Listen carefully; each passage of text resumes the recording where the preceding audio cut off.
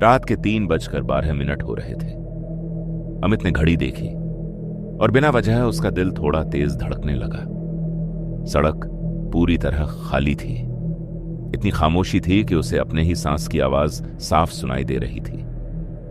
अमित कई सालों से रात में गाड़ी चला रहा था, लेकिन उस रात उसे ऐसा लग रहा था जैसे रास्ता खत्म ही नहीं हो रहा, जैसे वह जितना आगे बढ़ रहा है उतना ही उसी जगह पर फंसा हुआ है।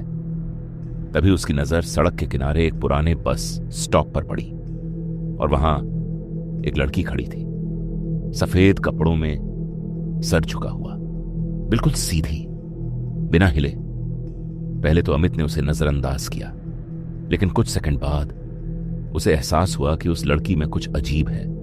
हवा चल रही थी, लेकिन उसके कपड़े नहीं हिल रहे थे। वो बिल्कुल स्थिर थी, जैसे कोई इंसान नहीं, एक तस्वीर हो। अमित थोड़ा आगे गया, फिर बिना सोचे उसने ब्रेक लगा दिया, जैसे किसी ने अंदर से उसे रोका हो। वह धीरे धीरे पीछे आया और बस स्टॉप के पास गाड़ी रोकी। तुम ठीक हो? उसने खिड़की खोलकर पूछा। कोई जवाब नहीं, सिर्फ खामोशी। लेकिन वह खामोशी सामान्य नहीं थी, जैसे आसपास की सारी आवाजें खत्म हो गई हों। अमित ने ध्यान से देखा और उसका दिल अचानक जोर से धड़कने लगा। उस लड़की के पैर जमीन को छू ही नहीं रहे थे, वो थोड़ी सी हवा में थी। अमित का दिमाग कह रहा था यहां से निकल जाओ, लेकिन उसका शरीर जैसे किसी और के कंट्रोल में था। दरवाजा अपने आप खुल गया और वह लड़की बिना कोई आवाज किए अंदर बैठ गई। न दरवाजा खुलने की आवाज, न बंद होने की, बस वह अंदर थी। अमित ने धीरे से मिरर में देखा। उसका चेहरा बालों से ढका हुआ था, लेकिन एक अजीब बात थी, उसके बाल नीचे नहीं गिर रहे थे। वह हल्के से हवा में तैर रहे थे, जैसे पानी के अंदर हो। तुम्हें कहां जाना है? अमित ने कांपती आवाज में पूछा। लड़की ने बहुत धीरे से कहा, जहां तुम जा रहे हो। अमित का दिल एक पल के लिए रुक गया। उसने तो अपना रास्ता बताया ही नहीं था, फिर उसे कैसे पता? अचानक उसे महसूस हुआ गाड़ी का वजन बढ़ गया है, जैसे पीछे सिर्फ एक नहीं कई लोग बैठे हों। अमित ने तुरंत पीछे मुड़कर देखा। सीट खाली थी, लेकिन उसी पल उसके कंधे पर किसी ने हल्के से हाथ रखा, बहुत ठंडा, जैसे बर्फ। अमित ने धीरे से मिरर में देखा। अब सिर्फ एक लड़की नहीं थी, उसके पीछे कई चेहरे थे, धुंधले, साफ नहीं, लेकिन सब उसे ही देख रहे थे। अमित चिल्लाया और गाड़ी का कंट्रोल खो बैठा। सुबह लोगों ने सड़क के किनारे एक गाड़ी देखी, अंदर अमित था, लेकिन सबसे डरावनी बात यह थी, उसका चेहरा सिर्फ डरा हुआ नहीं था, वह पीछे देख रहा था, जैसे आखिरी पल तक वह गिनने की कोशिश कर रहा हो कि गाड़ी में कुल कितने लोग थे।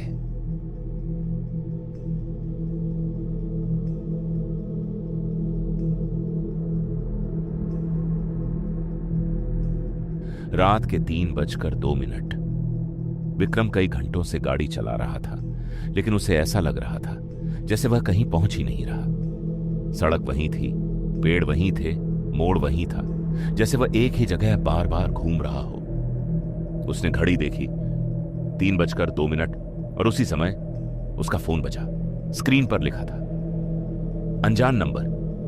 विक्रम ने सोचा, इतनी रात को कौन कॉल करेगा? उसने कॉल उठाया। हेलो। कुछ सेकंड तक कोई आवाज नहीं आई, फिर बहुत धीरे, जैसे कोई दूर से बोल रहा हो, फोन मत उठाना। विक्रम का दिल एकदम से तेज धड़कने लगा। यह आवाज उसकी अपनी थी, बिल्कुल वही टोन, वही अंदाज। उसने तुरंत कॉल काट दिया। उसके हाथ कांप रहे थे। उसने खुद को समझाया, यह सिर्फ दिमाग का खेल है। लेकिन कुछ सेकंड बाद फोन फिर बजा। इस बार रिंगटोन थोड़ी अलग थी, जैसे आवाज खींच रही हो। उसने डरते हुए स्क्रीन देखी, फिर वही अनजान नंबर। उसने इस बार कॉल नहीं उठाया, लेकिन फोन अपने आप स्पीकर पर चला गया और आवाज आई, अगर अभी नहीं रुका तो वापस नहीं जा पाएगा। विक्रम ने ब्रेक दबाने की कोशिश की, लेकिन पैर जैसे जाम हो गया था। गाड़ी चलती रही, सीधी, बिना कंट्रोल के। तीसरी बार फोन बजा। इस बार स्क्रीन पर नाम था विक्रम। उसका खुद का नाम। अब वह डर चुका था।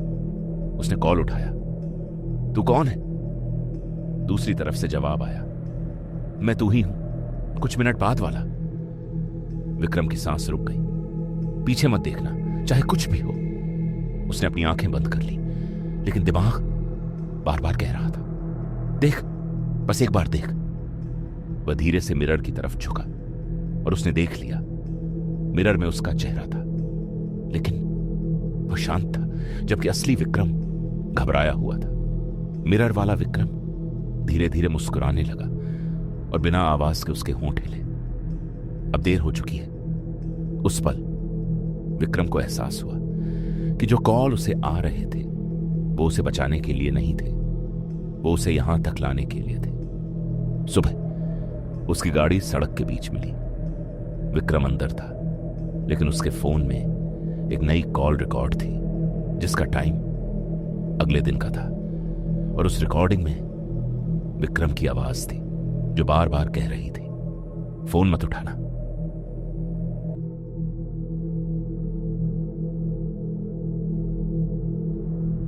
रात के ठीक 3 बजे रवि कई किलोमीटर से बिना रुके गाड़ी चला रहा था, लेकिन उसे एक अजीब सी चीज महसूस हो रही थी। जैसे वह जितना आगे जा रहा है उतना ही रास्ता वैसा ही बना हुआ है। एक ही पेड़, एक ही मोड़, बार बार। फिर अचानक उसने आगे एक टोल बूथ देखा। लाइट जल रही थी, एकदम साफ, जैसे कोई पुरानी जगह अचानक जिंदा हो गई हो। रवि ने राहत की सांस ली। चलो, यहां कोई तो है। उसने गाड़ी रोकी, खिड़की नीचे की और पैसे निकाले। अंदर बैठा आदमी बिल्कुल सीधा उसकी तरफ देख रहा था। उसकी आंखें अजीब थी, जैसे वो सिर्फ रवि को नहीं, उसके अंदर तक देख रहा हो।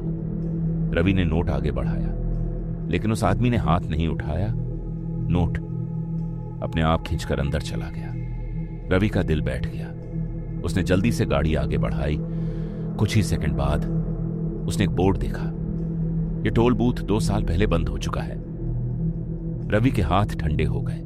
उसने तुरंत मिरर में देखा। टोल बूथ गायब था, सिर्फ खाली सड़क। लेकिन उसी पल उसने महसूस किया कि गाड़ी में कोई और भी है। उसने धीरे से सिर घुमाया। पैसेंजर सीट खाली थी, लेकिन सीट पर एक गीला निशान था, जैसे कोई अभी अभी बैठा हो। और फिर बिना किसी आवाज के गाड़ी अपने आप रुक गई। उसने सामने देखा, वही आदमी सड़क के बीच खड़ा था, अब भी उसे देख रहा था। लेकिन इस बार उसकी आंखों में कुछ और था, जैसे वह इंतजार कर रहा हो कि रवि खुद उसके पास आए। सुबह रवि की गाड़ी वहीं मिली, इंजन बंद, दरवाजे लॉक, लेकिन अंदर एक पर्ची रखी थी जिस पर लिखा था, टोल पूरा नहीं हुआ।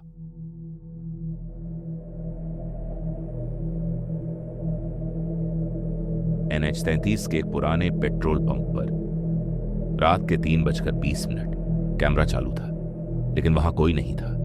फिर अचानक एक ट्रक आकर रुकता है, ड्राइवर उतरता है, सब कुछ सामान्य लगता है, लेकिन कैमरा कुछ और दिखा रहा था।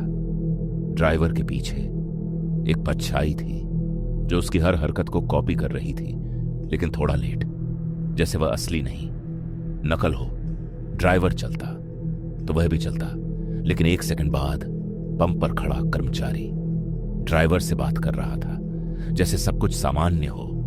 लेकिन कैमरे में वह बार बार उस परछाई की तरफ देख रहा था, जैसे उसे कुछ महसूस हो रहा हो, पर दिख नहीं रहा। ड्राइवर पैसे देता है और वापस ट्रक में बैठता है, लेकिन कैमरे में एक और चीज दिखती है। जब ड्राइवर बैठता है तो वह परछाई सीधे उसके अंदर चली जाती है, जैसे 2 लोग एक बन गए हों। ट्रक धीरे धीरे निकल जाता है। आखिरी फ्रेम में कैमरा कुछ सेकंड के लिए रुक जाता है और स्क्रीन पर हल्का सा टेक्स्ट उभरता है, यू सॉ इट टू। अगले दिन पेट्रोल पंप बंद था, कर्मचारी गायब और कैमरे की हार्ड डिस्क खाली, जैसे कुछ रिकॉर्ड ही नहीं हुआ।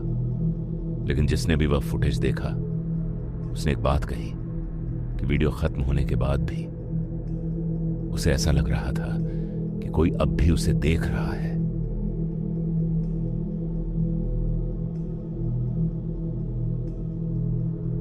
रात के 2:57 बज रहे थे और हाईवे पर एक अजीब सी खामोशी छाई हुई थी।